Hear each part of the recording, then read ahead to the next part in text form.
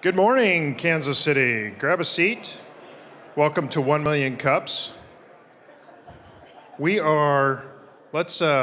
get started with the video. Milton's going to show us a video real quick and we'll get out of the way. We're looking for 1 in a million. What does 1 in a million look like? Have you ever seen it? Does it look like this? Or this? If you've ever presented at a 1 Million Cups gathering held every week in more than 70 locations across the country, then maybe 1 in a million looks like you. This year, for the first time ever, open exclusively for 1 Million Cups entrepreneurs, the 1 in a Million Startup Showdown will be a featured event during Global Entrepreneurship Week. 1 in a Million was created to provide educational resources to entrepreneurs and showcase some of the stellar startups in the 1 Million Cups community. 15 finalists will be selected to come to the Ewing Marion Kauffman Foundation in Kansas City on November 17th and 18th, where they will receive coaching and gain valuable insights to sharpen their startups. The top 5 startups will be selected to take the stage for a first-of-its-kind Wednesday morning presentation that will be streamed live to all 1 Million Cup sites across the country. The winning startup takes home $10,000. Here's what you need to know. Your startup must have presented at a 1 Million Cups before August 2nd, 2015. Your startup must be younger than 5 years old and based in the United States. Your startup should have plans to grow with a scalable and disruptive business model. Don't wait to submit your company for this nationwide competition. 1 in a Million will accept applications through August 7th. That's it. Actually, there's more to it than that, so visit us on the web to learn more about how your startup can become 1 in a million. Okay, you got 2 days. Who's filled in an application so far? Great, excellent. And who still needs to fill out an application? Okay, there's a bunch of us, evidently. My name is Brian Azorski. I'm here with Courtney and Toby and Britton and Milton. We're your community organizers. And welcome to 1 Million Cups. We are a community educational event. It happens every week here at the Kauffman Foundation. And typically we bring up 2 entrepreneurs and they share their entrepreneurial journey with us. And we do some Q&A. Today's a little different. At the beginning of each month, we have a new thing happening where we bring back a alumni where they share with us what they're doing today. And then we do a 2 or 3 person panel on a specific topic. Today's topic is called Pivot Point.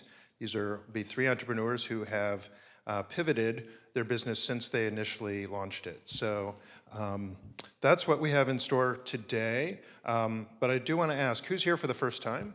Raise your hand. Welcome. Great to have you. And who's been here more than 10 times? Raise your hand. Oh, that's amazing. That's a lot of people. Okay. Great to have you. All right, well, let's get started. We've got Chris Cheatham with, I want to say ClaimKit, but it's different. ClaimKit? I can say ClaimKit. All right, let's hear it for Chris.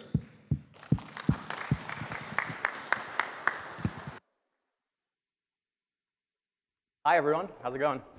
So I'm Chris Cheatham. I'm the CEO of a company called ClaimKit here in Kansas City. And as of 10 o'clock last night, I had no idea what I was going to talk about today. The word pivot, frankly, I sort of detested it when I went to bed last night. I think pivot a lot of times is used as a fallback when people aren't willing to step into a problem and try to figure it out, right? So this morning I woke up at 6 a.m. I was doing some journaling, which I highly recommend for every entrepreneur. Self-actualization is so important to figuring out your business. So I sat down to think about the word pivot because I was not comfortable with it, and I figured out why. Pivot connotates failure, right? And I think failure and fear are something the Midwest as an entrepreneurial community are still trying to figure out. Failure and fear will happen when you start a business, right? So ClaimKit is not a failure. It is growing. It's growing incrementally, which drives me crazy. We work with big insurance companies to make claim documents searchable and accessible.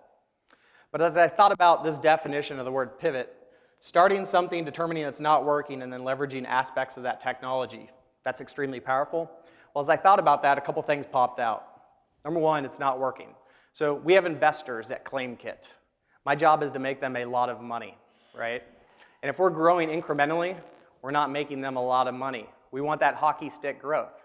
So by one definition of not working, ClaimKit was not working.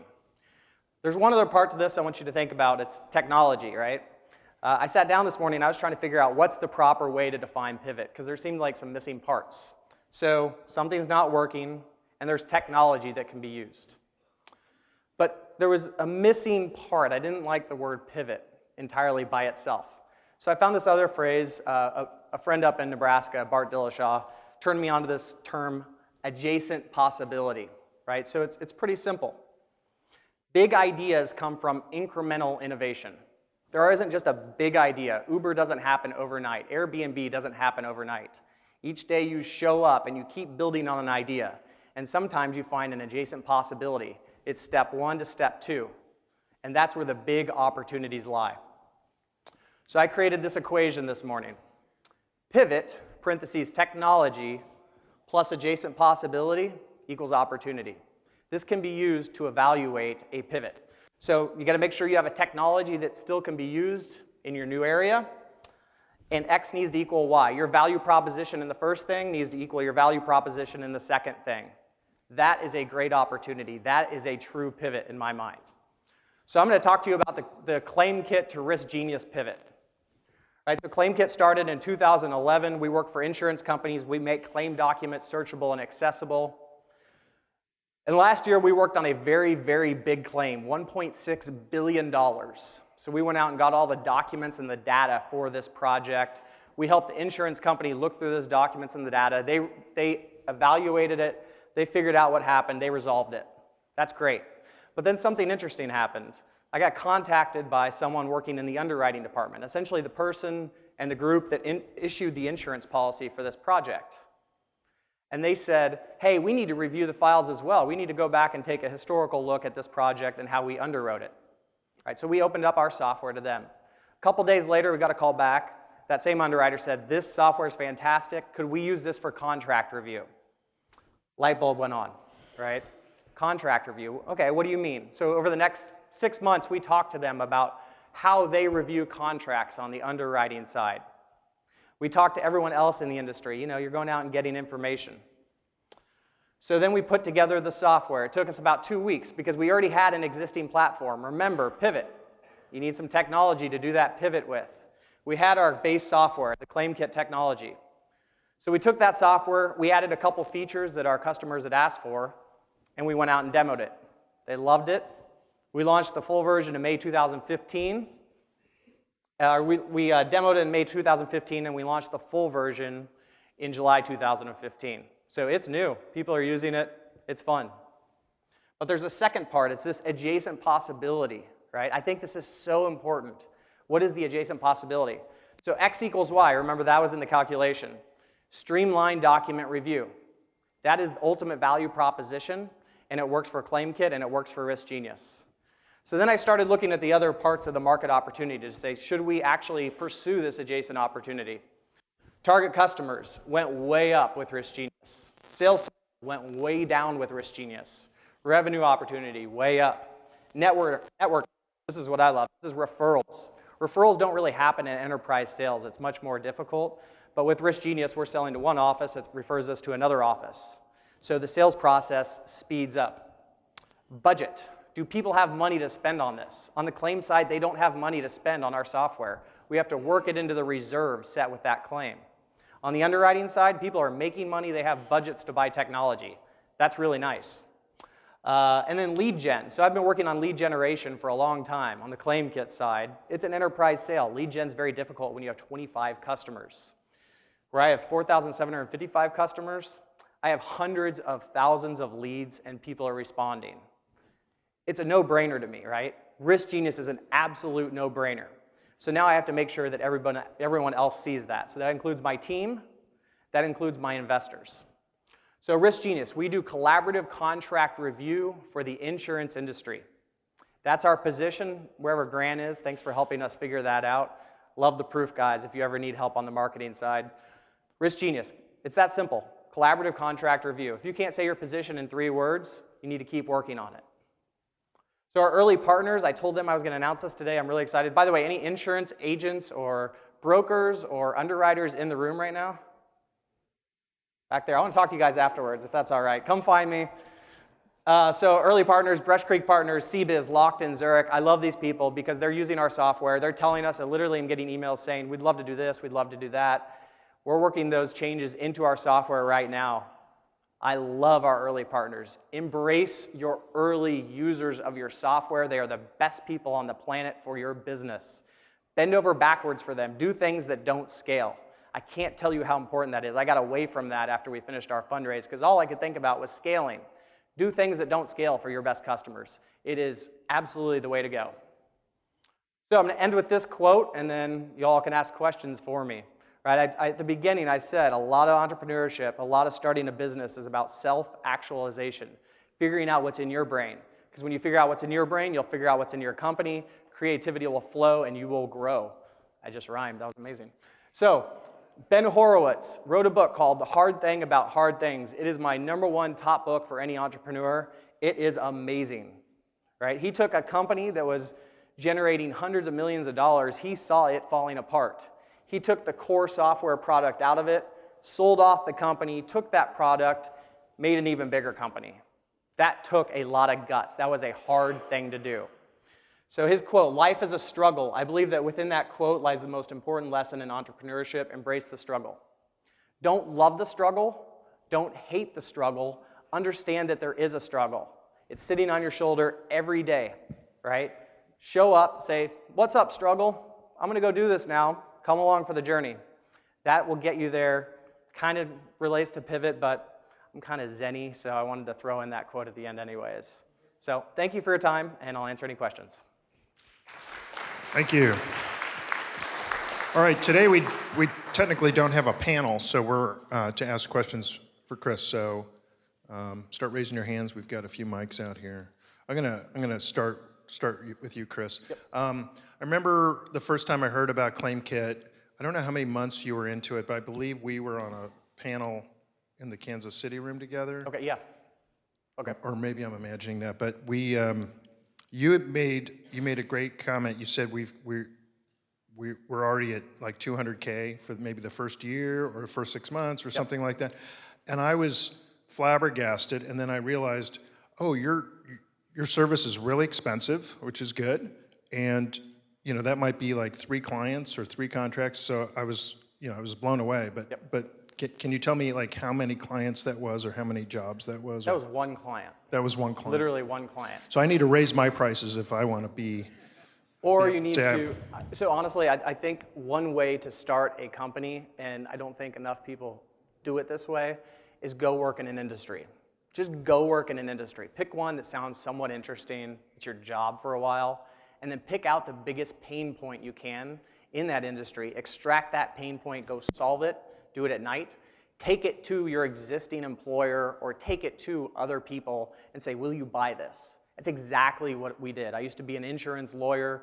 I knew documents weren't searchable and accessible for the claim team, so we went and solved that. So part of me says we got lucky because we had a huge flagship customer, Zurich, right out of the gate. But part of me knows that's because I went and grinded it out doing 2,000 billable hours a year for that company.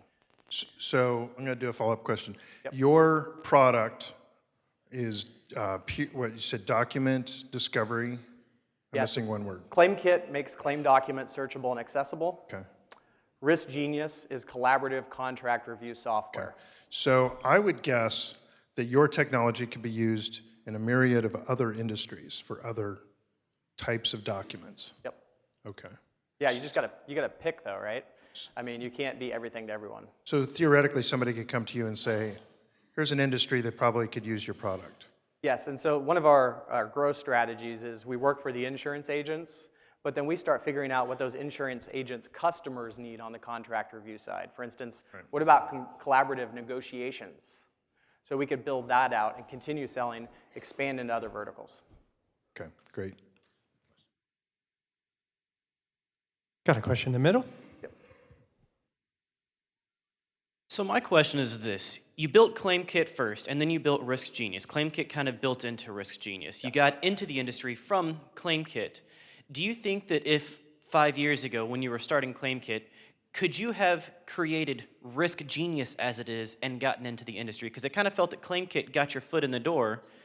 Could you have started with Risk Genius first, or was the fact that you were making ClaimKit what made Risk Genius possible?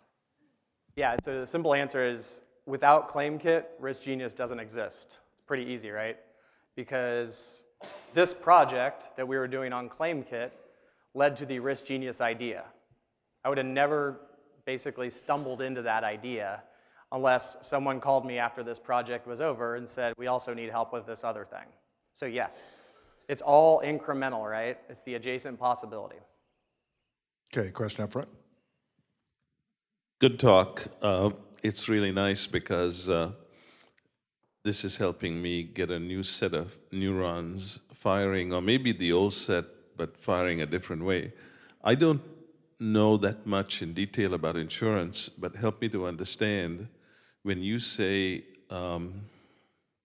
contract review, is this like assessing what the risk is so that you can determine what the premium is going to be?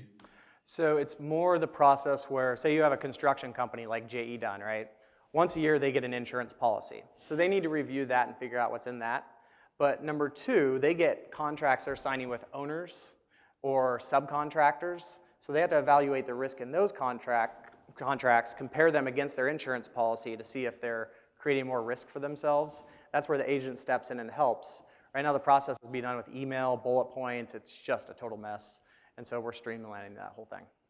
So, okay, thank you. So ClaimKit helps insurers manage all the documents that are involved in a specific claim. Correct. So how does that software model then get applied to the new business? I'm not sure I understand. Ultimately, it's document review, right? So you're taking an image of a document and you're making it appear on the screen.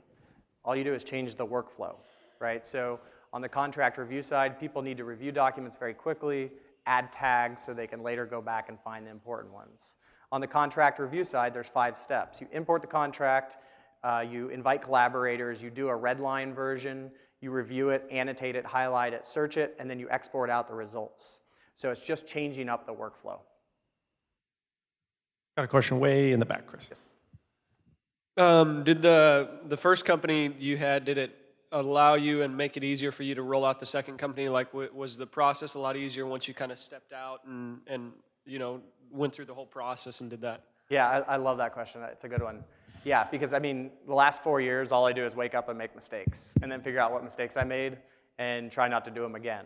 So I have 4 years of built up mistakes that I'm now applying to a new brand. So there's 2 key ways I think that the Risk Genius product is a little bit different. Number one, I'm focusing very intently on the onboarding process. So I think HubSpot is one of the best companies in the world at doing onboarding. We're trying to emulate them. Because if you hand someone software, I can tell you this from my claim people, if you hand someone software, a third will use it, a third will sort of use it, and a third will never use it, right?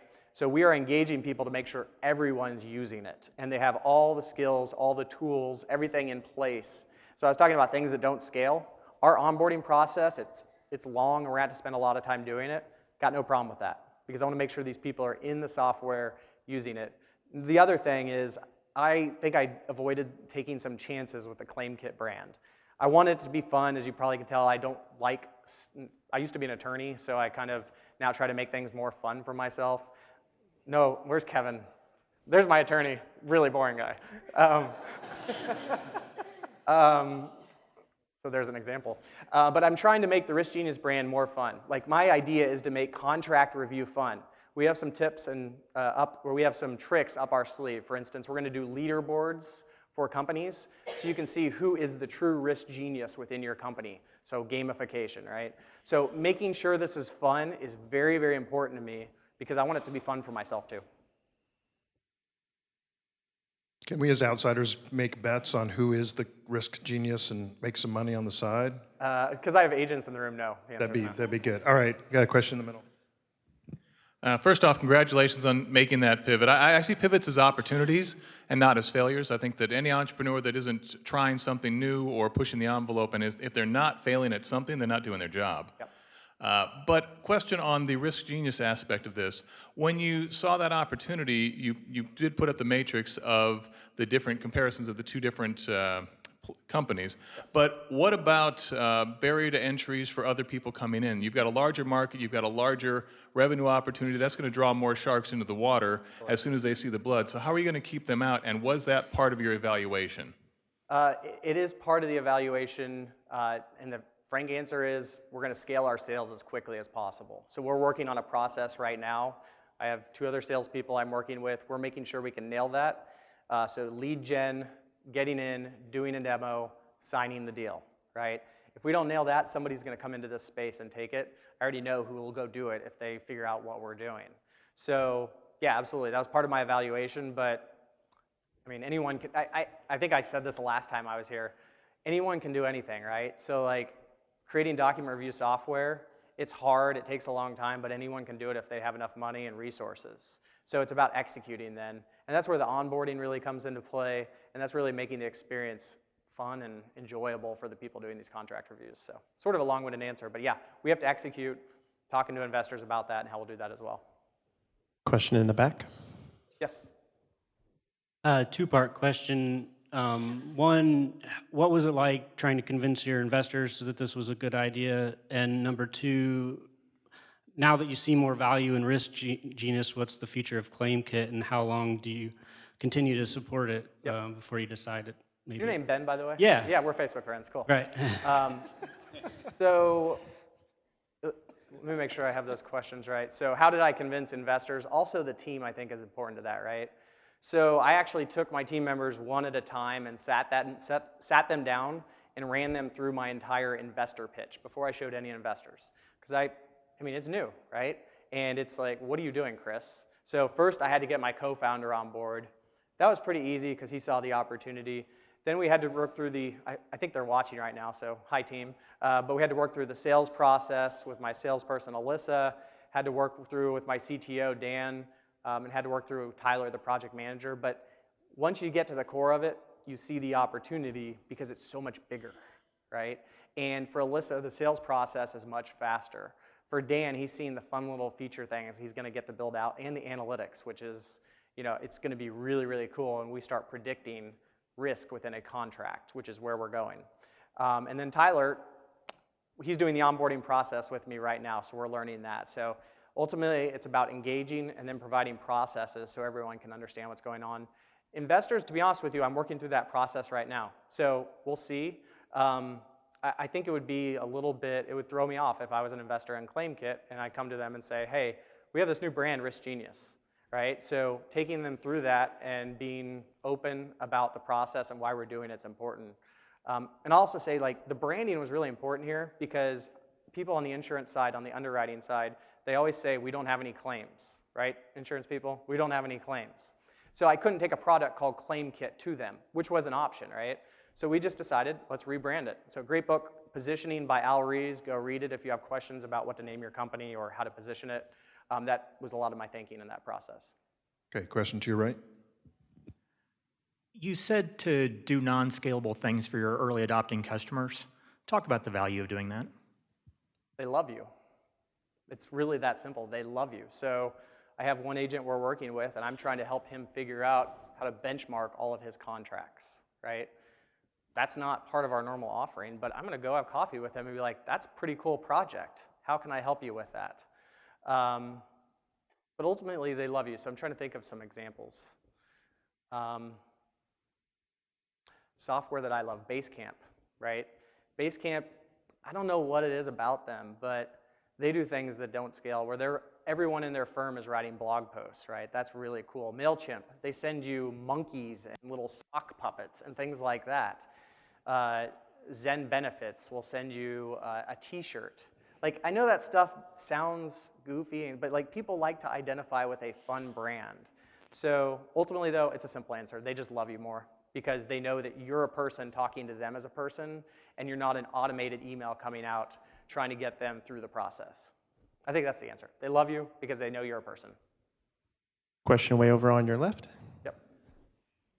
Chris, loving so much of what you're sharing today. I want to hear more about the team decision as you went into the Risk Genius product.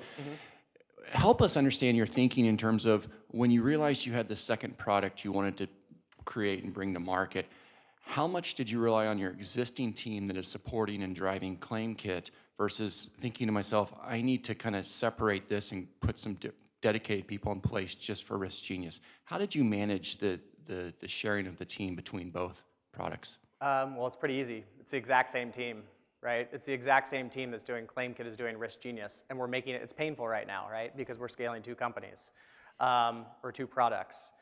Ultimately, we'll start filling people into the Risk Genius product. It's only been on the market 2 months. So the key to me, though, the absolute key is you don't start adding people until you have the processes in place to show them so they can be successful in their job.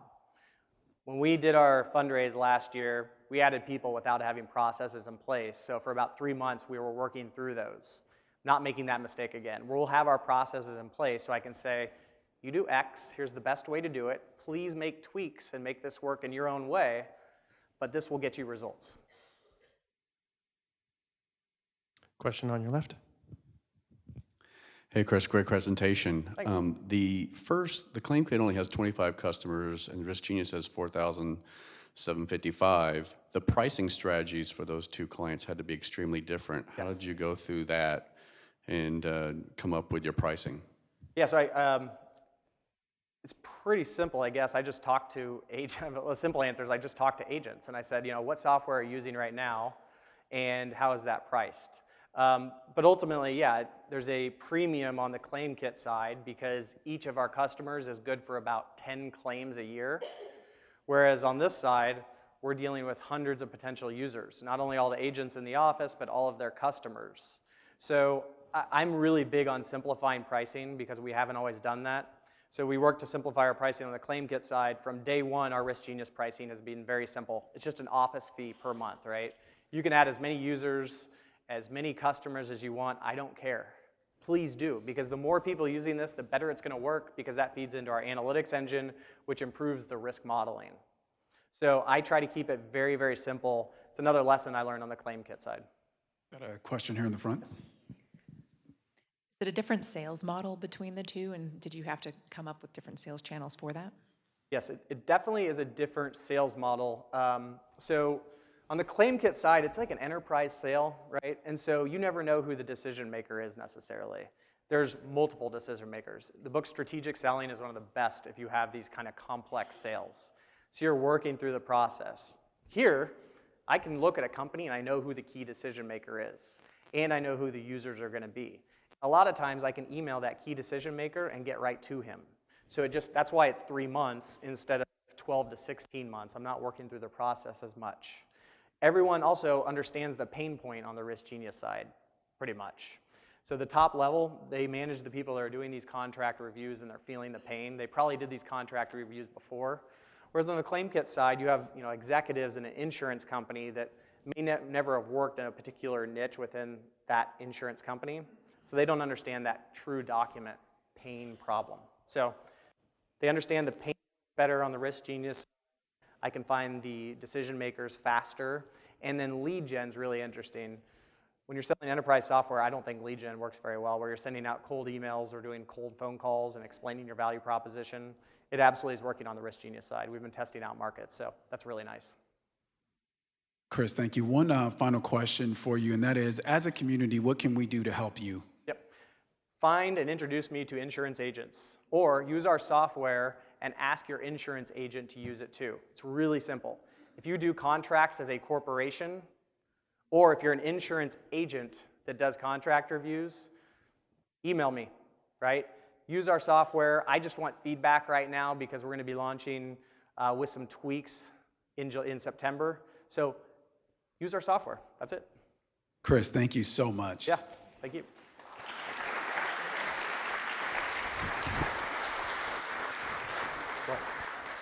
So before we move to our next segment, I'd like to see us raise your hand if you've been here more than 10 times. All right. Let's grab a few people here. I think, is it Chance? Yeah, why don't you come on up to the front? Saw another hand back there. I think it was Zach. Would you come on up? Kind of what we like to do, just to say thank you to some of the audience members that have been longtime supporters of 1 Million Cups, is we like to give them one of these very classy stainless steel 1 Million Cups coffee mugs. And we still need one more person. Where's Toby? Toby, let's grab one more person from the audience. We got to give away 3 mugs today. Let's start with you, Chance. Tell us who you are and why you like coming to 1 Million Cups. Sure. I'm Chance Gum, and I'm what I've been trying to do as an entrepreneur side. I just got out of the military over winter, and I'm trying to start up a privacy consultant firm, coming in helping out personal and corporate privacy, securing information. You hear about terrible information hacks and breaches all the time, and my goal is to be able to step in and really try to help mitigate damages, prevent that from happening in the first place. And one of the big reasons that I came to Kansas City when I came out was for the startup community, the entrepreneur community that's here in Kansas City. Months before I even moved here, I was coming up here. I would come up here on a Tuesday for some networking event so that I could be here on Wednesday mornings for 1 Million Cups, and I haven't stopped coming since. I think I've only missed 3 this year. Wow. And Milton here has been a little bit of a social genius for me. He's helped me out quite a bit. All right. Thank you, Chance. Zach? Well, I don't know how I can follow that. My name is Zach Pettit. I go to UMKC. I started coming here as a result of UMKC. It was one of the things that I had to do for one of my entrepreneurship classes. And as soon as I came here the first day, heard the first company pitch, just fell in love. And it actually kind of started my entrepreneurial journey, if you want to call it that. So as a result of a whole lot of random things, I ended up, kind of as a result of 1 Million Cups, working for Bloom, which we're a local investment advisory service specifically for 401ks, all online. We found a way to automate the entire process. So things are going well, and it's big thanks to 1 Million Cups, actually, as a result. So. Thank you, Zach, and we've got one more. Good morning, my name is Holmes Osborne. I run a company called Osborne Global Investors for the last 11 years. I manage people's money in 401ks. I run a small hedge fund. Love coming here and meeting entrepreneurs because this is where wealth is truly built. It's built in private business and real estate. What you guys are doing is where you get wealthy. I just manage what's left over after many years in IRAs and SEPs and things like that. I'm always looking for companies to invest in or learn from, and there's just so many interesting people here that I love making new contacts. Thanks. Thank you all for coming and supporting 1 Million Cups.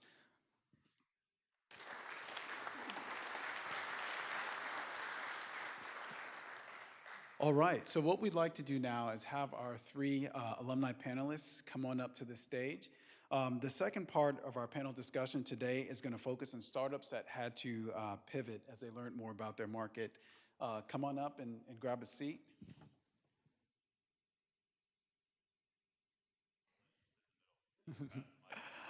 I'm going to have you guys just say hello, do a quick introduction of yourself, and tell us just a little bit about your company as well. Okay. I'm Dominique Davison, founding principal of Draw Architecture and Urban Design, and also CEO of Planet Impact. I think I'll be talking more about Planet Impact today, and that's a resource impact assessment tool. Hi, I'm John Epperson, CTO of Coupon Cloud, formerly CTO of a couple other companies. I kind of wish I had had Chris's Risk Genius software to do some assessments on some startups I've been involved in, because that could have helped with the decision making. But Coupon Cloud is disrupting the coupon processing industry, which doesn't sound all that exciting, but it's a $1 billion industry, and it's flown under the radar of technology for probably 30 years now. So it's a pretty exciting time for me in my career to take technology to something that's just, it's archaic. So I'm Aaron Slope, CEO, co-founder of Lantern, and we help make game day effortless for fans. So if you've sat in the members club at Sporting in the last couple months, you may have used our app to order food and drinks and pick them up through a fast lane rather than waiting 10 minutes in line. Excellent, thank you. Well, kind of to kick things off, we've heard a few different definitions of the word pivot today, right? So I'm curious, kind of, what does it mean to pivot to you? Let's start with Dominique. So I loved what Chris mentioned about the adjacent possible, because that's exactly what we did. I was a practicing architect. I am a practicing architect. Was in my industry for 15 years and was really frustrated with the fact that there wasn't a really simple tool that allowed us to look at the sustainability of the projects we were working on, the resource impact of those projects in a way that was really streamlined with how we normally do things.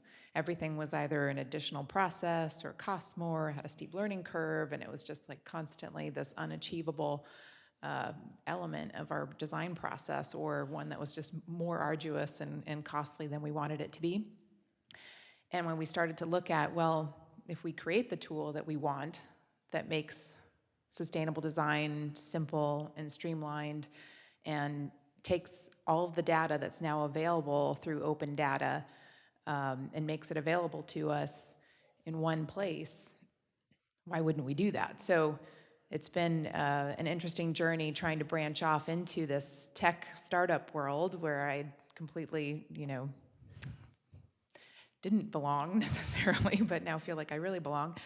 And have had a lot of success in growing that concept. We're in our pilot phase right now. We actually just really wrapped up the beta version of the base product. And so that whole process was really a pivot. But I think a book that I've been reading, which is another great book, is called Exponential Growth by Ismail Salim, or Salim Ismail rather. And he talks about the need to constantly tinker, that it's not really about pivoting. You don't want to do the big pivots and constantly change course. It's really about constant tinkering. And another thing I just want to say about that is that, yes, it's important to be constantly thinking about adjusting and responding to the market, but to also have a really firm eye on the ball of what are your values and what's your mission. And that doesn't change. You really want to set that, understand it, have that really firmly in place, and then everything you're doing is just about how to get to that. That's a good question. As Chris said again, I kind of detested the word pivot for a little while. I think the Lean Startup book actually he was able to put his thumb on the definition of pivot, but it's been going on since the beginning of time, really. And his definition is more about hypothesis and data-based decision-making, such that you can do A/B testing and realize that B performs so much better, and we're going to pivot our company to do B. Well, in the real world, you're constantly doing, as was just said, is tinkering. You're constantly tinkering. And a pivot, in my mind, comes about when you've been so close to what you're doing, you're pivoting or tinkering, doing this, doing that, A/B, and all of a sudden something comes up that was never even in your field of vision, and you realize that opportunity. It's an adjacent opportunity, but it came about because of the tinkering, and you see that as gigantic, and that's when you pivot. So it's not so much an everyday thing that goes on. It's a big, massive change in the direction you're going. And I think Aaron's probably one of the more successful pivots here. Well, thanks. We'll see, right? Exactly. Every day is pushing the boulder up the hill and hoping it doesn't roll back on you. So what do we learn in school?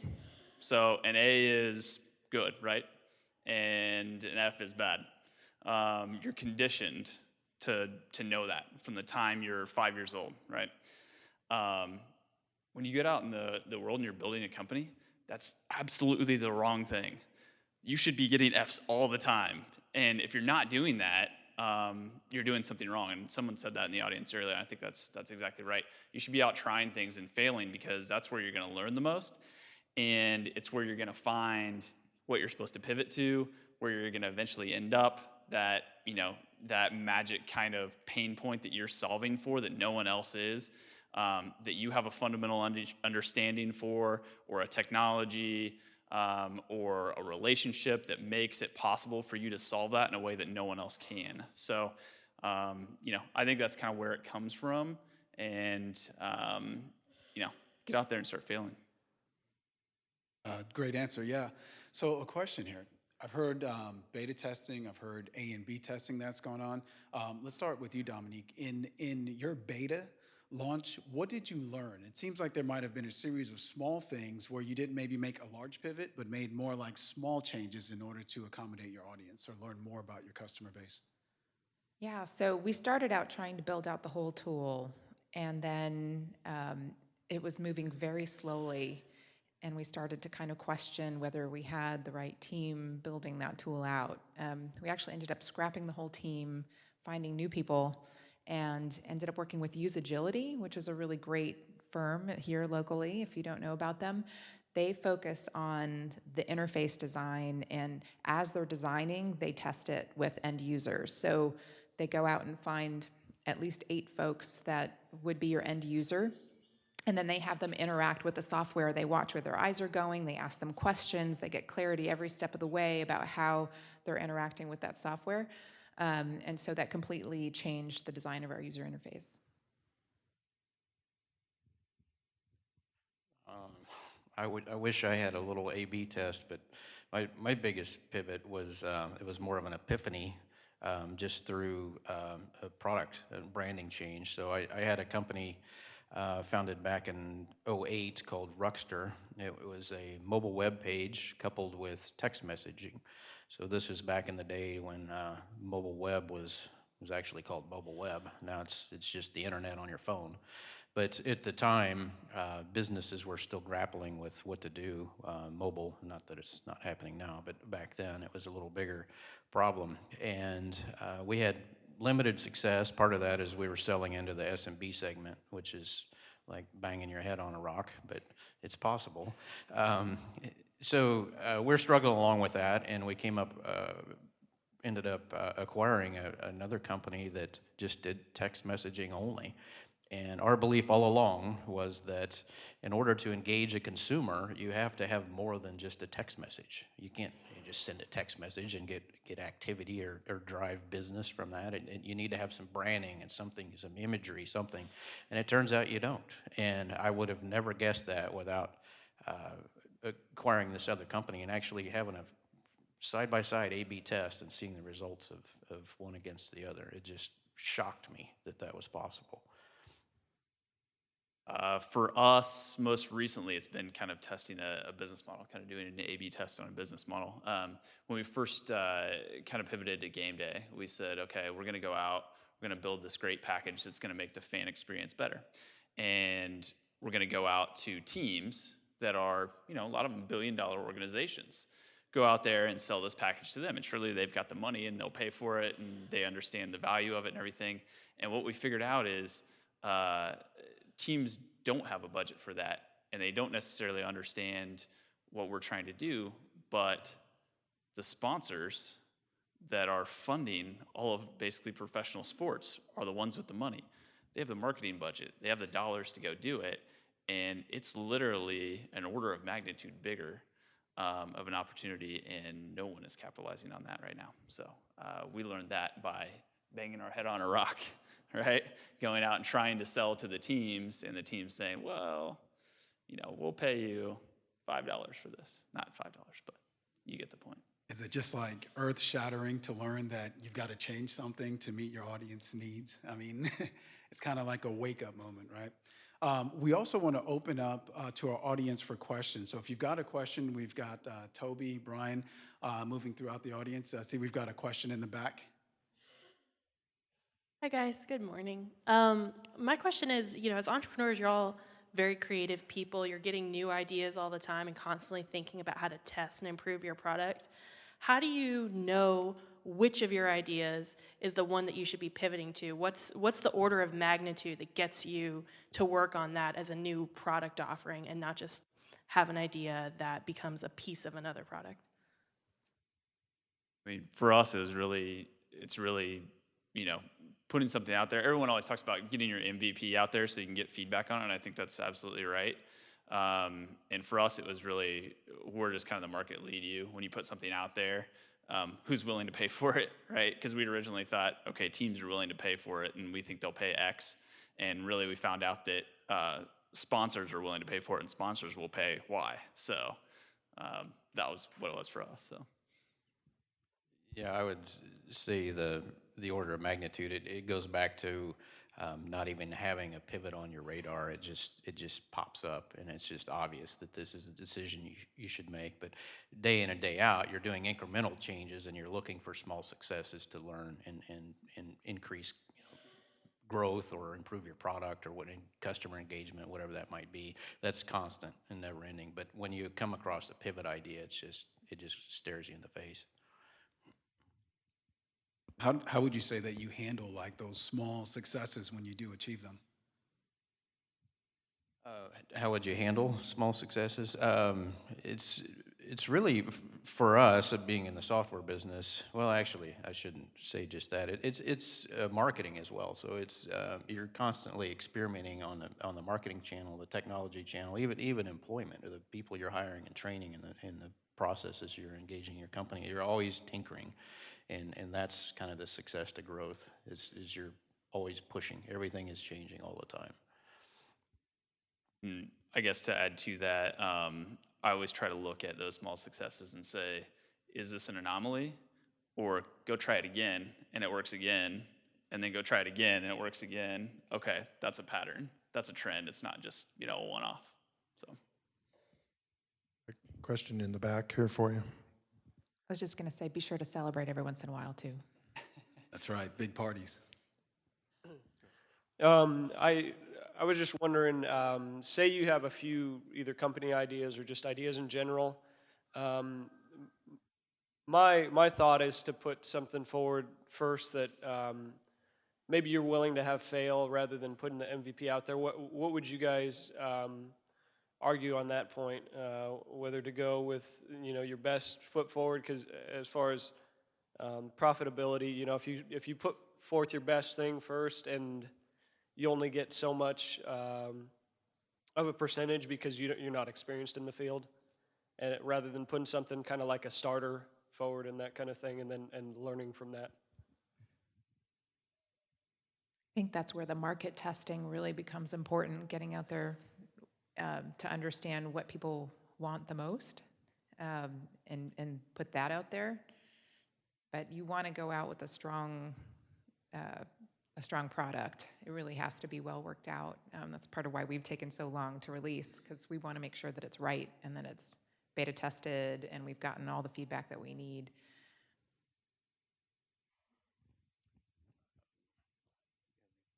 Yeah, so for us, we always want to be putting out a quality product, but I think the other thing that we're kind of fighting against, and most startups are fighting against, is there's only a limited window of opportunity. So you can't wait to have it perfect. There's a certain threshold that once it's beyond that, you got to pull the trigger. I would say the most important thing regarding that is being absolutely as close to your customers as you can be, whether that be businesses to where you're meeting with them, talking with them every day, or consumers to where you're interacting with them every day, the actual end users, if you will. That's where all of your information is going to come from, and that's where you become more intelligent about the market than your customer does, because you see multiple customers. So they may be, if it's a B2B play, you're talking to their competition all the time. So you know what everybody is looking for, and you can build the product for them. And just thought of something else to add to that. So if you read any of Malcolm Gladwell's stuff, like one of the things that he kind of talks about is there's a certain threshold of like IQ for people that once you're over that threshold, there's really not much difference between someone that's like at a 120 IQ and a 200 IQ. You would think it's a linear scale, that people that are at a 200 are going to be that much more successful in life. But what he found is that's not true at all. It's once you've met this certain threshold, success varies on a bunch of other factors. And so it's kind of the same thing with the product. Like once you meet that 120, like put it out there, because it's good enough, and you're never going to have anything perfect. You're going to get it out there, and then you're going to learn where it needs to go to make it even better. Got a question in the middle. Aaron, you're the only one that's on the panel that's my Facebook friend, so my question is for you. How is that possible? So you had a really big pivot, and I was just wondering if you could talk specifically about your story and particularly the failures that led to the pivot. Yeah, sure. So we always had kind of this concept of when we started Lantern that we wanted to use location to simplify the world around you. When we started, for anybody that kind of knows a little bit of our story, when we started, we built a product that was a local loyalty marketing platform. And yes, it is like banging your head on a rock. But basically, we were coming out in like 2011, 2012, trying to help small business owners, create a loyal customer base, kind of create that long tail. And, by 2014 or so, we had 1,200 businesses using it across our brand and another brand that we had white labeled it for.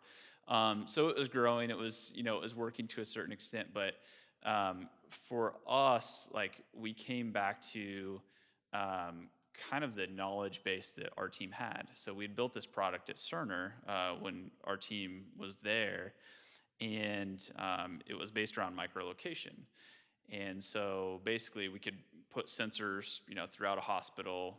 Patients would have an armband, doctors, pieces of equipment could be tagged.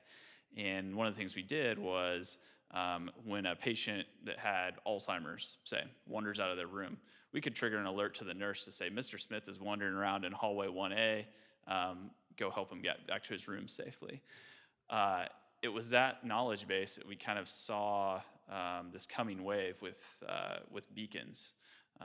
So we saw Bluetooth beacons and kind of Internet of Things and where all that was going. And we saw this big opportunity to go get out in front of that wave, use that same kind of mantra and theme that we'd been using with Lantern Local to use location to simplify the world around you and just focus it kind of in a different channel. And that's kind of what led us to that. We saw how big the opportunity was. We knew we had the right skill set. We had the right connections through some different partners of ours. And we said, this is our opportunity to go build something that changes everything. And that was really exciting for us. So that's kind of where we made that call. A question for you, Dominique.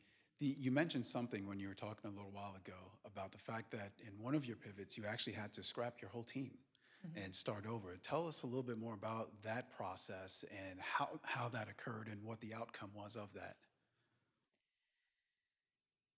Well, being somebody who didn't really understand coding, but trying to start a tech startup, I think I didn't fully understand the necessity of having the kind of ace coding team that really understands the back end and allows you to really scale. So, you go to these Google hackathons or hackathons and they're fantastic and it's wonderful, but the software you're building is PSP based or something that you can throw together quickly, and it's not something that you can actually scale when you're trying to take people's credit cards and swipe them online, et cetera. So once you really make it into a business, you have to completely restructure the whole framework of what you're doing, and so that's what we've been mired in.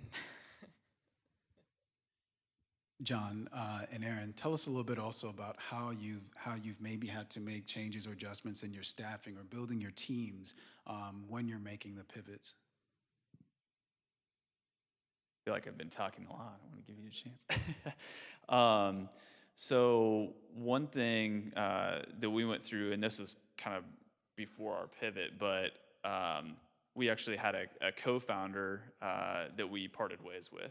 And, that's always tough, but I think it came to a point where we had 4 of us that started the company.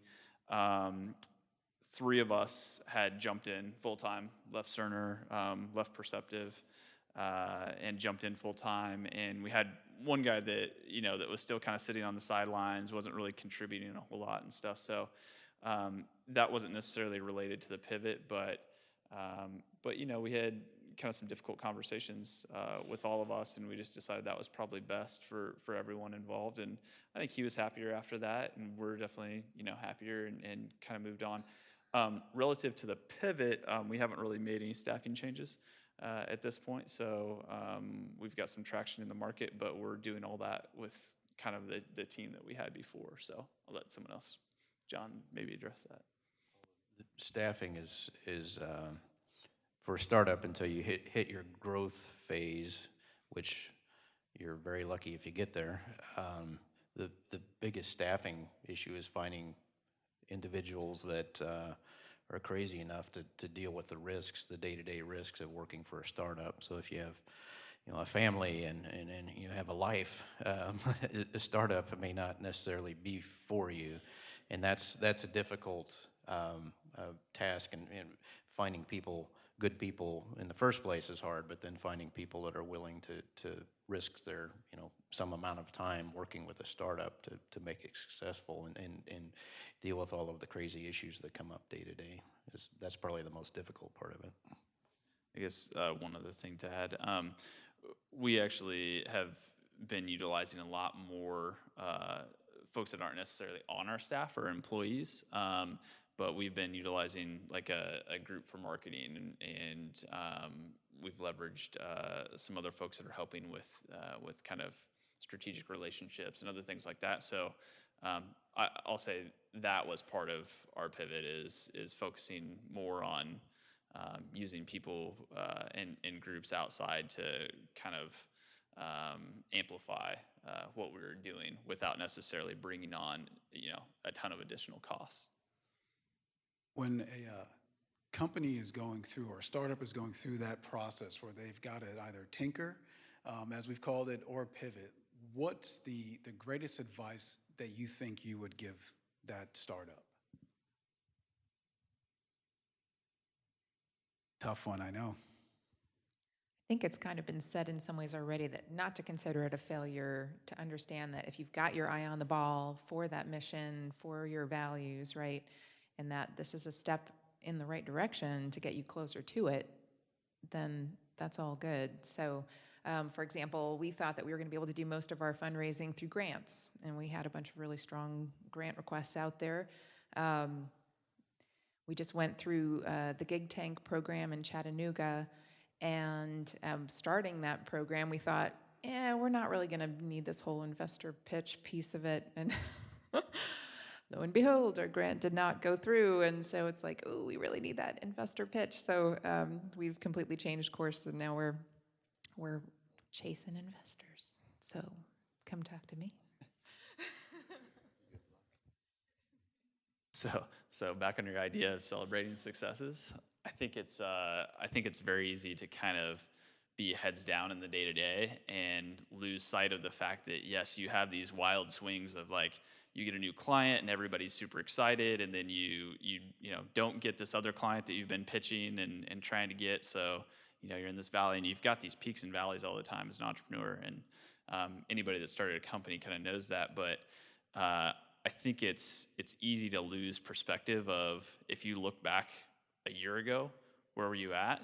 And you're so much higher up the mountain, although you've been kind of going up and down as you're going. I think it's important to kind of have that perspective and look back every once in a while and kind of realize how far you've come. So. Great points. I guess I would slip back into broken record mode and say, stay close to your customers. Even though you think you've hit on a great idea and it's going to take off, stay close to those customers, because they can be fickle sometimes, or the market changes that you're not even seeing what's happening. So you need to stay close to those customers all the time. Dominique, Aaron, John, thank you so much for coming out and just sharing with the audience today. So a round of applause, actually, for our panelists today.